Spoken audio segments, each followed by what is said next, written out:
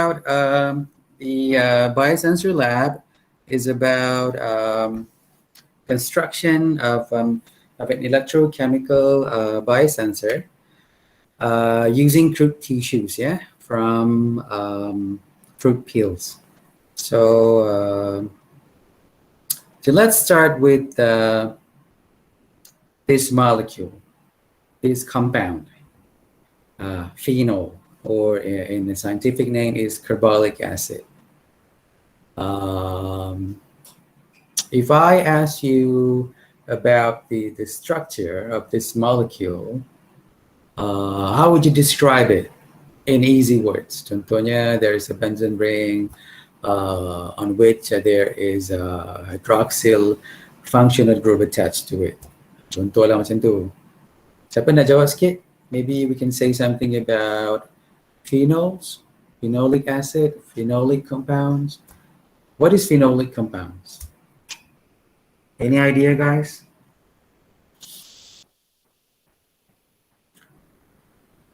Why is this molecule important for us to study, let's say? Because we are doing biosensing. Of course, we're doing detection, right? You're doing sensing using a bioelements. That's why we call it biosensor. So your target molecule now is phenolic compound. So any idea what is a phenolic compound is about? Maybe you can say something about it. Anyone wants to share? It's maybe just a little bit, just an intro. Is it like the inside the phenol is actually inside got the phenolic compound like the 2-chlorophenol, 2,4-dichloral, that kind of, is it the phenolic? Okay, in phenolic compounds, if you look at this basic structure of phenol, the original molecule was benzene, right? There's only benzene ring. If you attach a hydroxyl group, OH group there, and then you will get phenols. So phenol is an acid. So as an acid, it will produce what? Protons. That's why it becomes acid. Yeah. Okay. The question was why. Okay, phenols or phenolic compounds that you can find them in your daily products that you may use it in everyday lives. Let's say, have you seen this ointment, Vicks Vapor Up? Yes. Okay, what is that? What is actually a Vicks? I think it's very popular. Even when I was little, I know this. To put beside the pillow, and then when we so we smell it. Yeah. Okay. True. Very true. What about and what is that in the middle? Cleansing disinfectant. Cleansing disinfectant. Cleansing. Is this something like a sanitizer? Guys, hand sanitizer, how does it work? Why are we applying hand sanitizer? What is inside a sanitizer, actually? What do you sanitize? Sanitization comes from the word sanitize. Sanitize means what? Someone? Sanitizer? Come on, guys. Alcohol? Alcohols, yeah. What does alcohol do? Killing the germs on the surface. Yeah, very true. Yeah. And then we have a bio-cleanse concentrate. This is all cleansing agents. Okay. Some real applications on top of those that we've discussed before. This is something like a cream, right? For people with a skin condition. What kind of skin condition is this? If I may ask you. A hydroquinone. People with eczema. What is eczema? It's a skin condition. Okay. What kind of disease is that? Eczema. You have any experience with people with eczema? Yes. Describe something about them. How do they, how do you know that they have eczema? How do I know? It was a baby, Mhm. and then the parent brought to consult doctor, and doctor said it's eczema. The face basically just red, Mm. and it can be cured if they apply some ointment or cream. Yeah. So they have very sensitive skin, even as very small dust or anything that normal people would be okay with, but they are not. Yeah. So in this case, if you're not that serious, they will give you hydroquinone. Once the condition gets worse, they will give you a stronger cream or ointment. Yeah. So this is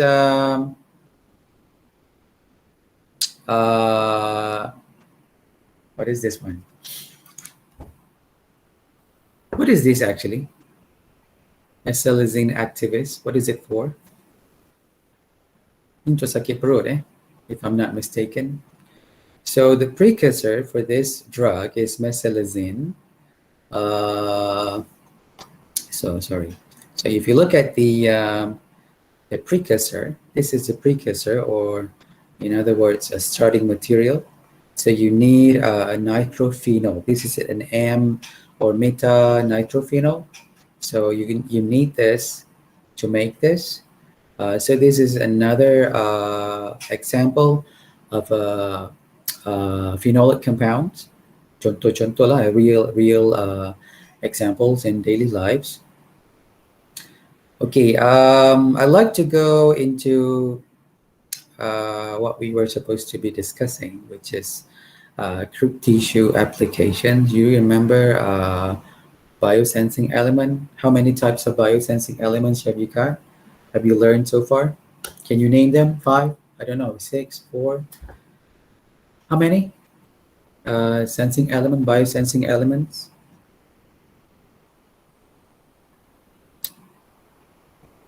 Those early chapters with Dr. Shavinas. Okay, number 1. Enzyme. Enzyme. Okay, 2. DNA probe, DNA probe. Whole cell. What else? Whole cell. Whole cell. Okay. antibody, Antibodies. Then anti-tissue, tissues. 5. 5. Is it 5, 6? Aptamers. And aptamers. Okay, aptamers. So crude tissues is one of them. Okay, you can use crude tissues to do to construct a biosensor. In this case, we're talking about electrochemical biosensor, because the signals that we are going to get is in electrical signal. So before we go to that, have you seen this kind of skin condition? I think normally people with the fair skin, you can see this very clearly. It looks something like is it a mole, something like that?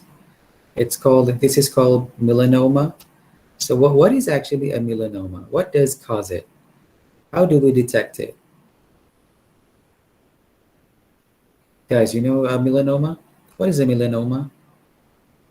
Is it something very normal? Is it something that's okay with?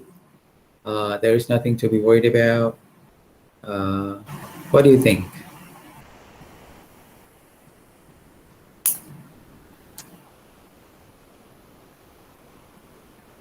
You check yourselves in the mirror.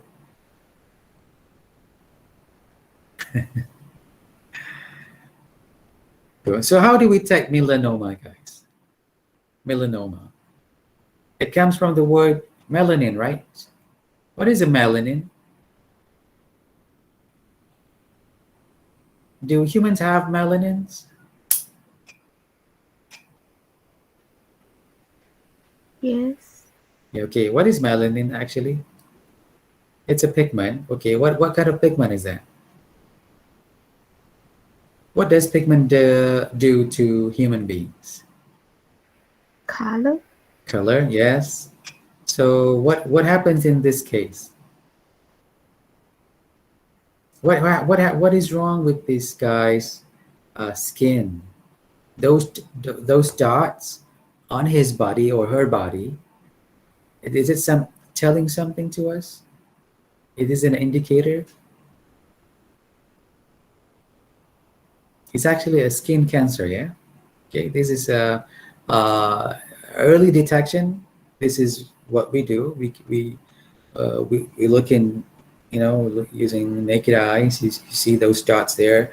The more you see, I think it's the more serious it is getting. So what does human skin and banana peel, so banana skin, have in common? Apa persamaan dia between those human skin with those dots and those dots on your bananas? Let's say you're having bananas. What is it? What are something that they share in common? They are both black. Okay, they have those dots there. They look blackish. So kalau makan pisang, if you're having bananas, actually, you suka yang tak ada dots ke? Those with more dots, more spots. No dark. We just eat. You just eat. No dots. You tak suka yang ada dot, eh? You don't like those spots. Kenapa, eh? Not selera to eat. Oh, ya ke? Kalau saya suka yang tak adalah banyak sangat dot tu kan. Sikit-sikit lah. Kalau tak, rasa dia manis ke kelat yang tak ada dots? I'm not sure. I just eat. Okay, anyway. Okay, melanoma versus bananas. Okay, melanoma is a type of skin cancer that develops from the pigment-producing cells known as, what is the name of the cell? Melanocytes. Yeah, melanomas typically occur in the skin, but sometimes they can also occur in the mouth or in the intestine or eyes. Ni kadang-kadang lah, but normally it's on the skin. So when bananas ripe, their skin is covered in small round black spots.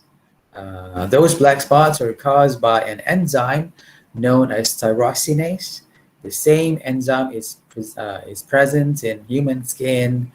So kalau if you have melanoma, that means you have more tyrosinase. You have in your body. So it's potentially a deadly form of skin cancer. Sometimes for those people who likes to stay in the sun, sunbathing, maybe we call it, but I'm not sure. I don't think we like to do that in this country. Maybe people from outside the country would love to stay in the sun, but those who are active, you selalu main kat luar ke apa kan, you rock climbing or maybe you're doing sports in hot weather, then you have to have some kind of protection for your skin. So normally people do what? How do you protect your skin at least? What do you do? Sunscreen. Sunblocker, sun shield, or what do you call that? Sunscreen. Sunscreen, yeah. So what is actually inside that lotion there that you have? Why do you apply those on your bodies, on your face? Yeah, tangan je ke, or just on your face or just on your hands? Whole body, doctor. Whole body. Oh my God. So before you go, you can, what do you do that? You apply whole body with those lotions, yeah. Okay, anyway. Right. I'm gonna skip with melanoma stages. So where can you get tyrosinase? So in this case, we're talking about those fruit peels. You can get it from apples. You can get it from bananas, potatoes. So what other fruit peels can you use? Can you give me some examples of other types of fruits that you think will give you tyrosinase? You want the enzyme, right? Any other examples?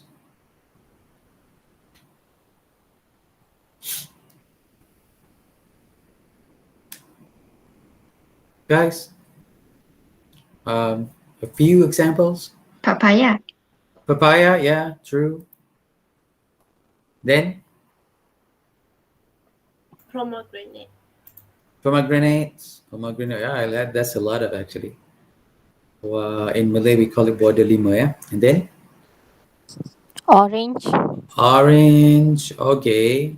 You mean orange is it in Mandarin oranges or in Sunkist oranges? Some kind of orange. Okay, what else? What else? Do you get tyrosinase from durian skin? Will you get that a lot from them? Do you think?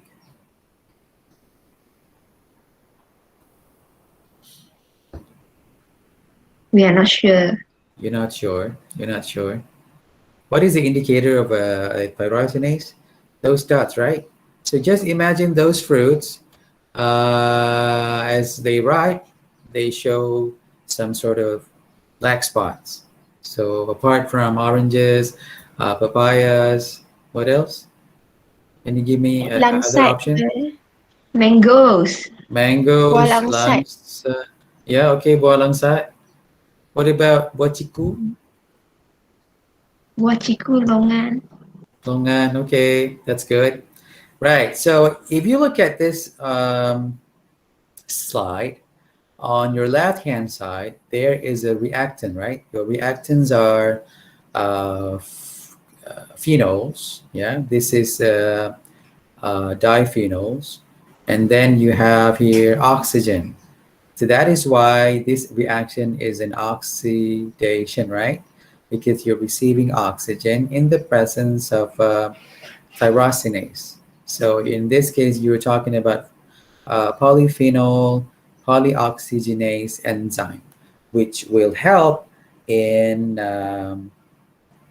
oxidizing your phenols into a quinone. Yeah. Once your oxygen interacts with these two protons, then you will get a quinone and you get a water molecule. So this is the signal. The signals, once your starting material get oxidized, you will get a signal from cyclic voltammetry. So that is why we combine this. Every time there is a reaction, remember there must be a electron what? Electron is been donating or it been accepted, or electron is, what is that? Transferring in the system. So every time there is a reaction, you get electron transfer. When you get electron transfer, you get current. When you get current, that is what you are looking for. That is your signal. Yeah, you are measuring current in cyclic voltammetry.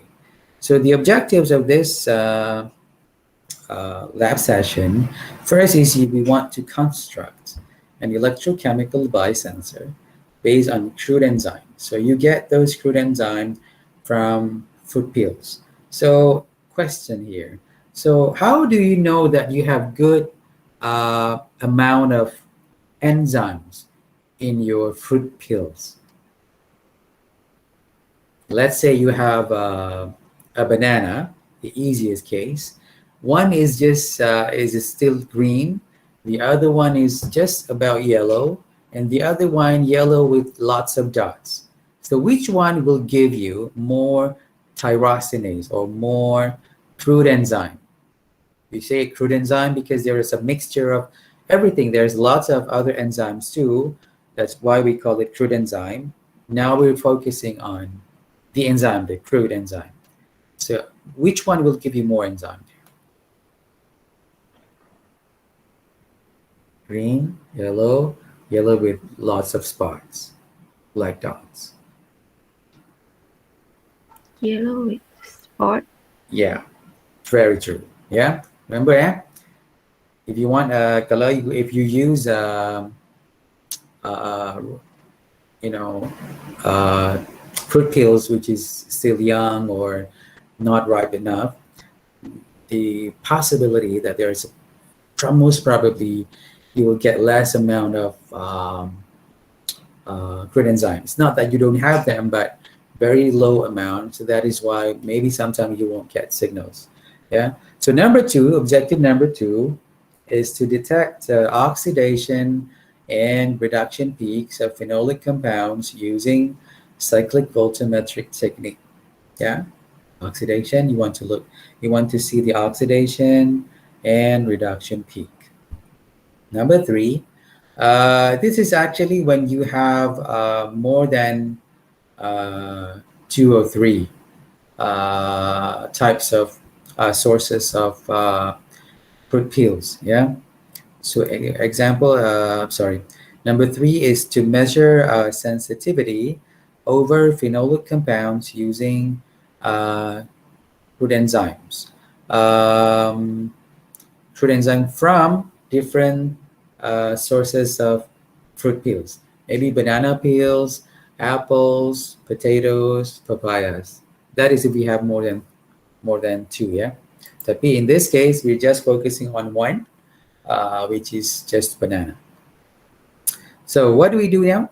You all dah baca belum? Have you read the lab manual? How do we prepare your working electrode? Remember, in cyclic voltammetry, there are three electrodes that you use. One is the working electrode, which will detect everything that you want to sense. And then you have a reference electrode. And then the third one is counter electrode. So the question is, how do we prepare your working electrode?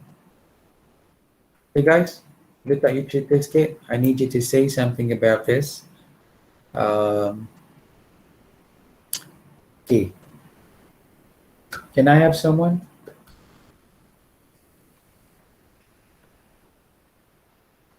What do we do first? What do you measure? What do you weigh? You weigh something what? Weight the fruit peel, The fruit peels, okay, then then weight the graphite powder, graphite powder with,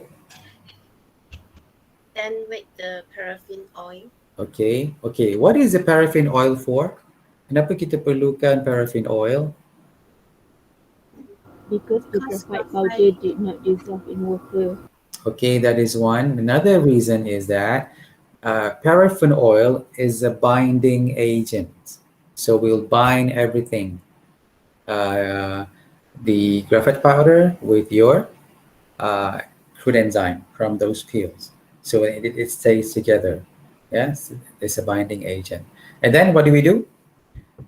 We get them, weigh them, and then you get them inside a mortar. And then what do? Mix homogenized. You mix them homogeneously. Dia macam batu lesung lah kan. You ketuk kan. But in this case, you just doing this, you just grind them. And then next. Store the paste in refrigerator. Okay, this actually you have to mix them until it's homogenized, and then you put them in where? In the fridge. Okay, then next step. What is that white thing? It's like a rod there. Electrode, yeah, that's an empty electrode. There's a hole here. If you see this, like something in the middle of the Teflon electrode, there is a hole here, something like it covered in gold. So it's actually a hole. It's not really that deep. It's a bit hollow. And then inside there, you put your paste. Yeah, whatever you have ground now become a paste. So you put your paste inside that Teflon, and then you start. What do you do this? Let's say you have a, yeah. What is this? Smoothening. Yeah, the surface. You make it flat. Then, say what is next? Set up the apparatus. Okay, you turn on the apparatus, you turn on the device. The device name is? What is the name of the device that contain voltammetric, cyclic voltammetric measurement analysis? Apa nama mission tu? Potentiostat. Yeah, the name of the equipment, the device is potentiostat, right? Then you start setting up the parameters on this on the laptop, and then you can. What is next? You connect. What do you connect them with? There are 3 clips, right? Crocodile clips. So you connect each of them accordingly. Ingat tak color dia? Green for working electrode, yellow for, is it reference? What is the other one? What is the color of the counter electrode? Red. Red. Okay, good. Okay, these are the main points. Ini the unit you perlukan before you can write your lab report. Remember what I said about delta E?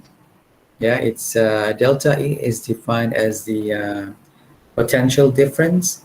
If you have 2 peaks, let's say you have oxidation peak and then you have a reduction peak, those difference between these 2, the distance is what we call delta E.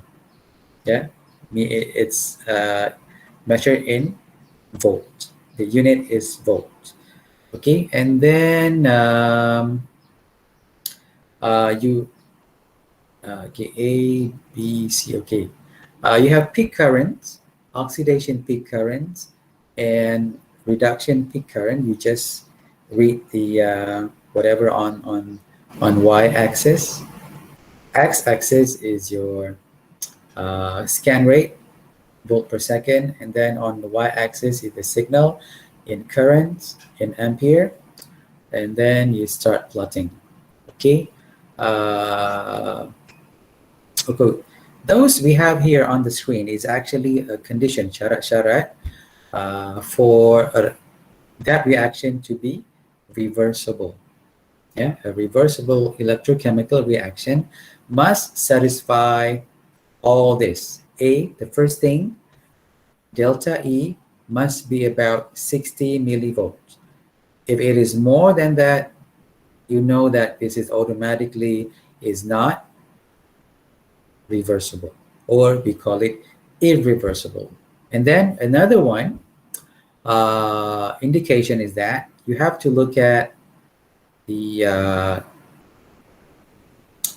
ratio, yeah, total the ratio of peak current, oxidation peak current versus reduction peak current. If it is equal to 1, then okay, it is reversible. And then the last thing, D, the peak currents are proportional to the square root of the scan rate. So why do we have to plot this? So you have your, on x-axis, you have your scan rate. You find the square root versus you can choose whether you want to use peak oxidation peak current or reduction peak current. You plot them. If you get a straight line, that means your reactions is depending on what kind of mass transfer is that. Remember, we have 3 different types of mass transfer. The first one is diffusion. Remember that molecule has to travel up to the vicinity or to the surface of the electrode to interact. That is what we call diffusion. Second one, what is the other one? Convection. Convection. What do we do in convection? We Magnetic field. we stir them, right? Yes. Okay. The third one, using Migration. magnetic field. What we call that? Migration. Migration. What's that again? Migration. Migration. Okay, true. So in cyclic voltammetry, there's only one, which is diffusion. At the moment, yeah, we use diffusion only. If you get a straight line, once you plot the current versus square root of the scan rate, then you can say that this reaction is controlled by diffusion process. That's it. Okay, I'm gonna stop this, and then I'm gonna show. Can we actually? Have you actually watched the video clip I sent you yesterday? Dah tengok kan? Sudah. Dah. So I don't have to play it again, yeah. So you can watch it again on your own, and then now I would like to go with the results. Yeah, I'll give you a set of data, and then you have to interpret the data before you can write the lab report. So you ada dapat lab manual kan? So as just like any other lab report, there must be certain elements that you must have in your lab report. Apa yang perlu ada dekat dalam lab report before we go to the data? Introduction. Okay, this one, yeah. Introduction, cover page. Procedure. Okay, cover page, introduction, objectives, experimental methods, materials, results, discussion, and lastly, a reference. So these are essentials. Okay, kena ada eh. So let's get back here. Skip this one. Okay, let's say you have this. This is a cyclic voltammetry. When you do the analysis at the scan rate of 10 millivolt per second. So this is your, what do we call this? Minus 800. This is actually plus between minus 800 to plus 1600 millivolt. Kita panggil ni apa? Range ni? We call it potential window or scanning range. Yeah, so this is equal to minus 0.8 volts and this is equal to plus 1.6 volts. Yeah, ini cuma tukar unit saja, millivolts. So if you look at this is minus 0.8 volts, this is 1 plus 1.6 volts, or equal to minus 800. This is plus 600. So you start scanning. You push the enter button, and then the scanning will start from here. It goes up here, yeah, from negative to the more positive side. And then once you reach here, you know that you have got your, what is this? Is it oxidation or reduction?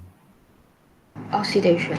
Yes, oxidation normally happens at a more positive potential. And then it goes up here to the limit here. You stop at, the scanning stop at about plus 1600 millivolts, and then it goes back. And then finally you find another peak here. This is your reduction. Okay, what happens during oxidation? So your molecule is what? Is it losing electrons or what?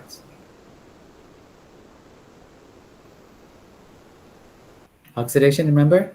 It's about losing, right? Yeah, when it loses one electron here, then you get this signal. When it receives another electron here, you get another signal. So there's a difference here, right? Kat sini. So if it goes down here from oxidation peak, okay.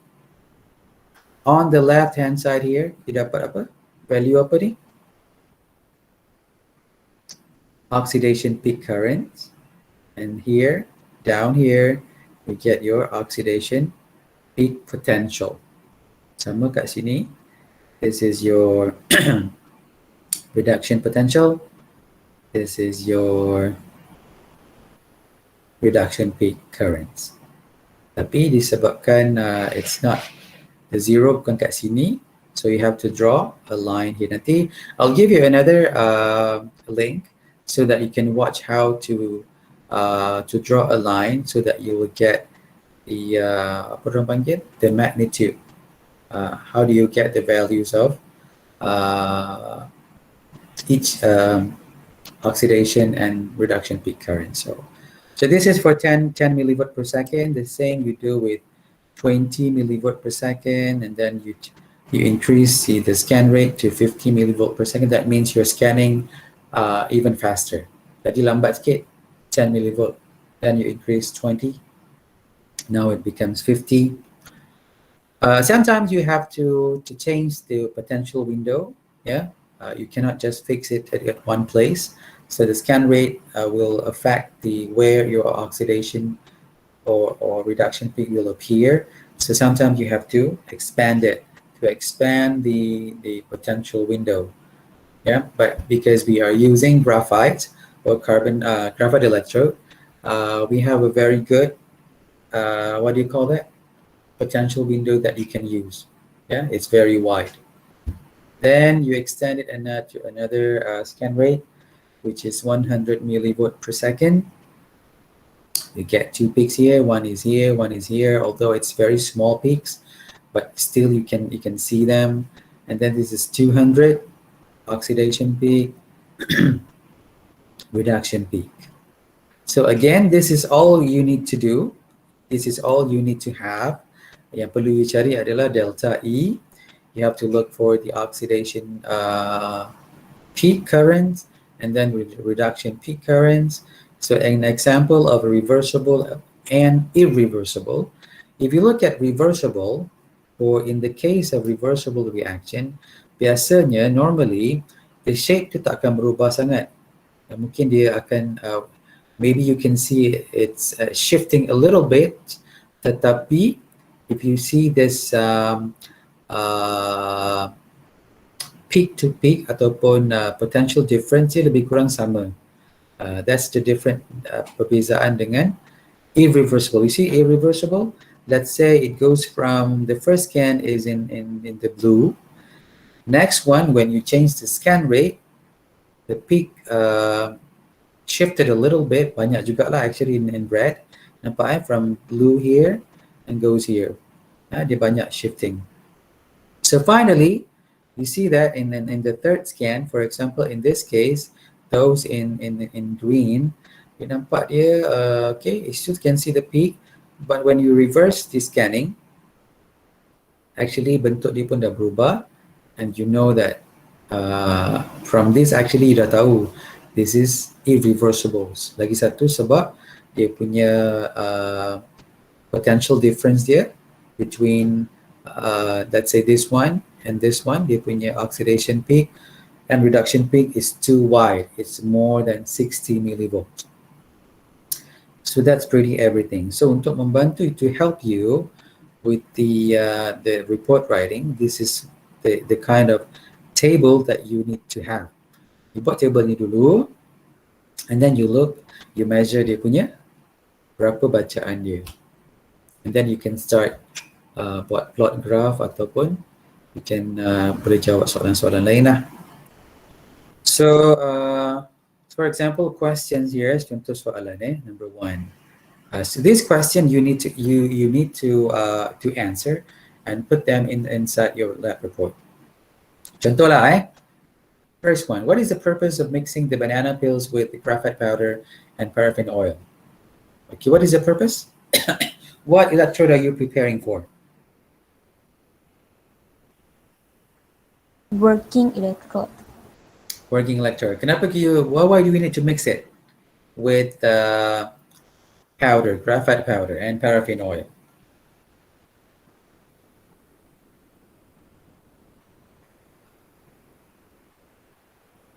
If you don't mix it, will you get a biosensing element there?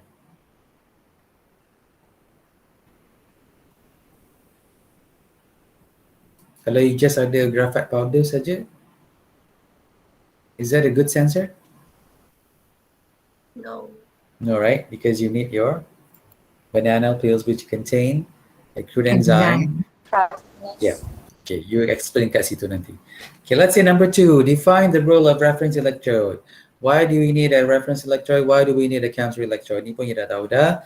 Number 3, give 3 advantages of using carbon paste electrode. Ni nanti you kena buat homework sikit lah. You have to do some readings.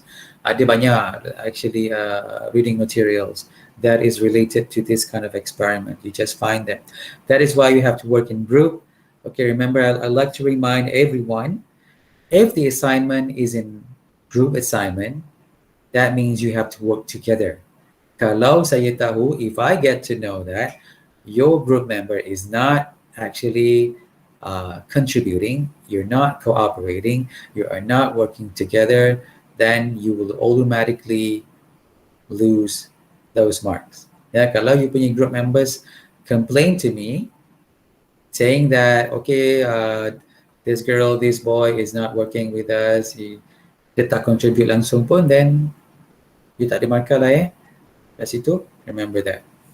Then 4, based on table 2, decide whether each reaction is electrochemically reversible or irreversible. Remember tadi kita dah buat tadi kan? Macam mana kita nak decide sama ada reaction ni irreversible or irreversible? Apa you perlu ada? Number 1, you have to find the peak-to-peak separation, the peak potential difference from oxidation to reduction. You cari tengah-tengah tu. How much is that? Berapa sepatutnya you dapat kalau nak jadikan reversible? It's supposed to be about 60 millivolts. And then you find the ratio of peak oxidation peak current versus reduction peak current. It should be equal to 1. If it's not, then it is not. It is not reversible. Those 2 conditions. Okay, then number 5. Okay, a similar experiment using banana as a crude enzyme source was set up in a hydroquinone as the target molecule. Cyclic voltammetry was performed at different scan rates. So using the data set provided below, you have to plot a graph to determine the relationship between the peak current values and the square root of the scan rate. Okay, bila you nampak ni je you tahu, oh, this is actually the question is talking about. He wants to know whether this reaction is controlled by diffusion process or not. Remember? Diffusion. Okay, you have to plot what? You have to find the square root of the scan rate and then you plot it against oxidation or reduction peak. If you get a straight line, then it is controlled by diffusion process. Okay, that's it.